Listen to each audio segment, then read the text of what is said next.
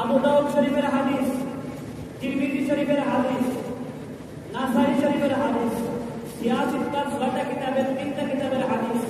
আল্লাহর নবী সাল্লাল্লাহু আলাইহি ওয়াসাল্লামের প্রিয় সাহাবী হযরত আবু দারদা রাদিয়াল্লাহু তাআলা আনহু থেকে বর্ণিত, তিনি বলেন রাসূলুল্লাহ সাল্লাল্লাহু আলাইহি ওয়াসাল্লাম ইরশাদ করিয়াছেন, কাজী অথবা বিচারক ৩ প্রকার। কত প্রকার?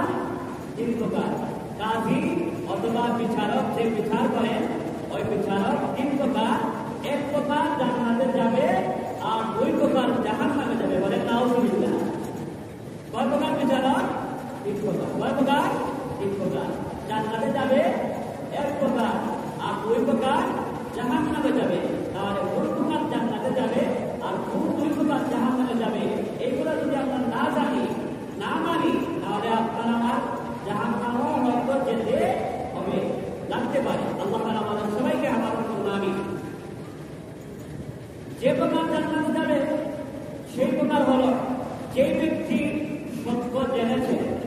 আগে প্রথমে বাদী বিবাদী যারা ঝগড়া করেছে তাদের কাছ থেকে শুনে বুঝে যেমনি ভাবে হোক সত্য জেনেছেন, সত্য জেনেছেন, সত্য জেনে সত্য অনুযায়ী ফয়সালা করেছেন। সত্য জেনেছেন, সত্য জানার পরে সত্য অনুযায়ী ফয়সালা করেছেন, কোন পক্ষপাতিতা করেন নাই। ওই প্রকার বিচারক জান্নাতে প্রবেশ করে। বলেন সুবহান। 3টা হাদিসের কিতাব বললাম।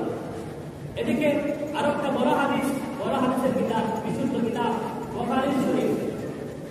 বুখারী শরীফের হাদিসের মধ্যে আল্লাহর নবী বিশ্বনবী রাহমাতুল লিল আলামিনের প্রিয় সাহাবী হযরত আবু হুরায়রা রাদিয়াল্লাহু তাআলা আনহু থেকে বর্ণিত, তিনি বলেন কিয়ামতের কঠিন ময়দানে যেদিন আল্লাহ তাআলার কুদরতি আরশের ছায়া ছাড়া অন্য কোন ছায়া থাকবে না, কোন গাছপালা থাকবে না, কোন বিল্ডিং থাকবে না, কোন ছায়া থাকবে না। এই দিন একমাত্র আল্লাহর কুদরতি ছায়া ছাড়া দ্বিতীয় কোন ছায়া থাকবে না। আল্লাহ রাব্বুল আলামিন সেই কঠিন দিন, কঠিন অবস্থায়, কঠিন মাঝে 7 শ্রেণীর মানুষদেরকে আল্লাহ তাআলা তার কুদরতি আরশের ছায়ার নিচে জায়গা দান করবেন। বলেন সুবহানাল্লাহ। কত প্রকার? 7 প্রকার। তার মধ্যে থেকে 1 প্রকার হলো আল ইমামুল আদিল।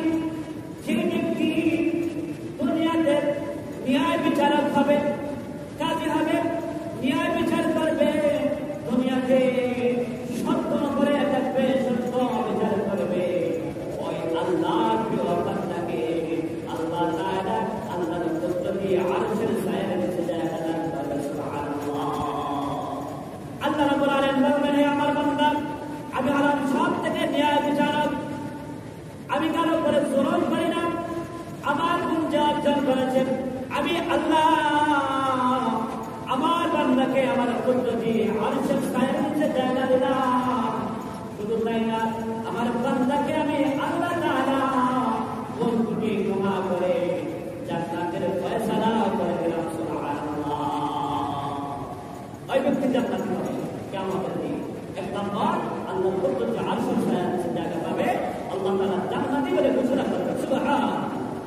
কিয়ামতের দিন কত লম্বা হবে আল্লাহ তাআলা 29 নম্বর পারা সূরা মাআরিজের 1 আয়াতের মধ্যে বলেন, ফি ইয়াউমিন কানা মিকদারুহু 50 আলফ সানা ফাসবিরু সাতুরাহু জামিলা। কিয়ামতের একদিন দুনিয়ার গণনা 50,000 বছরের সমান হবে। এত লম্বা দিন হবে। সূর্য মুখ থাকবে জমিনের দিকে, পিন থাকবে উপরের দিকে, জমিন হবে তামা, মাথার অর্ধ হাত উপরে সূর্য আসবে।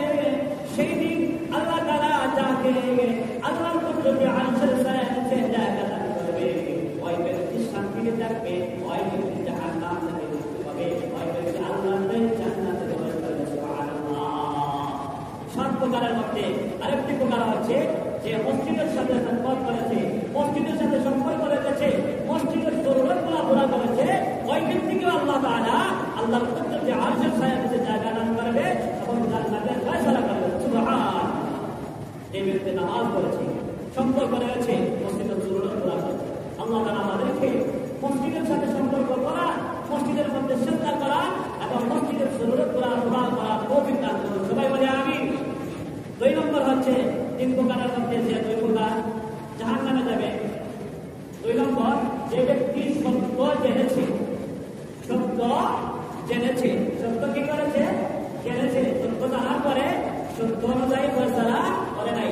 আমার ছেলে, আমার ভাতিজা, আমার ভাই, আমার বান্দা, আমার গোষ্ঠীর লোক, আমার বংশের লোক, আমার গ্রামের লোক, আমার পাড়ার লোক যদি তার বিপক্ষে ফয়সালা দেয়, তাহলে আমার প্রতিষ্ঠিত লস হবে। এরকম হয় কিনা? সত্য জানার পরে যে ব্যক্তি সত্য অনুযায়ী ফয়সালা করবে না, আত্মীয়-স্বজনের কারণে, সম্পর্ক থাকার কারণে, অথবা কিছু টাকা, কিছু টাকা মামুদেও, সুদ, ঘুষ, এইগুলা কিছু দিয়া আগে দেও, পরে দিবা, এগুলা দিয়া সত্য জানার পরেও সত্য অনুযায়ী যে ফয়সালা সত্য করবে না, ওই ব্যক্তি জাহান্নামে যাবে বলে তাও সুবিধা। আল্লাহ তাআলা সকল বিচার প্রতিকে, বিচারককে, কাজীকে আমাদের সবাইকে হেফাজত করুন। সবাই বলে আমিন। 3 নম্বর হচ্ছে যে জাহান্নামে যাবে যে সত্য বুঝতেও পারে নাই, সত্য বুঝতেও পারে নাই এবং সত্য অনুযায়ী ফয়সালাও করতে পারে নাই। যে ব্যক্তি সত্য বুঝতেও পারে নাই, সে সত্য অনুযায়ী ফয়সালা কিভাবে করবে? সত্য বুঝে নাই,